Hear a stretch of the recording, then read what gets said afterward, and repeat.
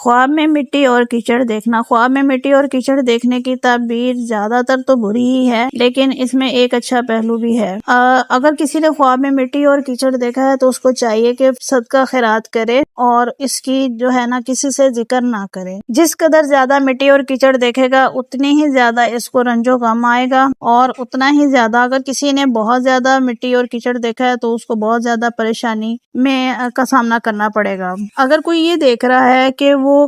مٹی یا کیچڑ کھانا شروع ہو گیا ہے تو اس کی تعبیر بھی جو ہے وہ یہ ہے کہ ایک تو وہ شخص کوئی گناہ کر رہا ہے، اور دوسرا یہ ہے کہ اس کو توبہ کر لینی چاہیے اس گناہ سے۔ حالات حاضرہ کو دیکھے کہ وہ کیا گناہ کر رہا ہے، اور اگر دیکھے کہ کیچڑ کو مٹی کے ساتھ کھاتا ہے تو دلیل ہے کہ اپنا مال جو ہے نا وہ عیال پر خرچ کرے گا۔ ایک تعبیر اس کی یہ بھی اچھی ہے۔ اور اگر دیکھے کہ حضور صلی اللہ علیہ وسلم کی قبر مبارک پر سے خاک کھاتا ہے تو اس کی تعبیر پھر بہت اچھی ہے، اس کا مطلب ہے کہ وہ بندہ حج کرے گا۔ اور اگر دیکھے کہ گھر کی لپائی مٹی سے کی ہے تو اس کا مطلب ہے کہ وہ غمگین ہوگا۔ حضرت جابر مغربی رحمۃ اللہ علیہ نے فرمایا ہے کہ خواب میں سفید اور سبز مٹی کا دیکھنا مال حلال ہے، اور زرد مٹی کا دیکھنا بیماری ہے، اور سرخ مٹی کا دیکھنا کھیل اور تماشا ہے، اور سیاہ مٹی کا دیکھنا جو ہے وہ غم و اندوہ اور اندیشہ ہے۔ یعنی سیاہ مٹی اگر کوئی دیکھے گا تو اتنی ہی اس کو تکلیف کا سامنا کرنا پڑے گا، اور اگر سیاہ پانی میں مٹی ہے ملی ہوئی ہے تو وہ بھی غم و اندوہ پہ دلیل ہے۔ اور اگر خواب میں دیکھے کہ کیچڑ میں غرق ہو گیا ہے تو اس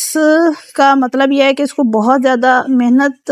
کا سامنا ہے اور اس سے جان خلاصی اس کی نہیں ہو سکے گی۔ اور اگر وہ دیکھ رہا ہے کہ کیچڑ سے نکل آیا ہے تو اس کا مطلب یہ ہے کہ سخت محنت کے بعد اس کو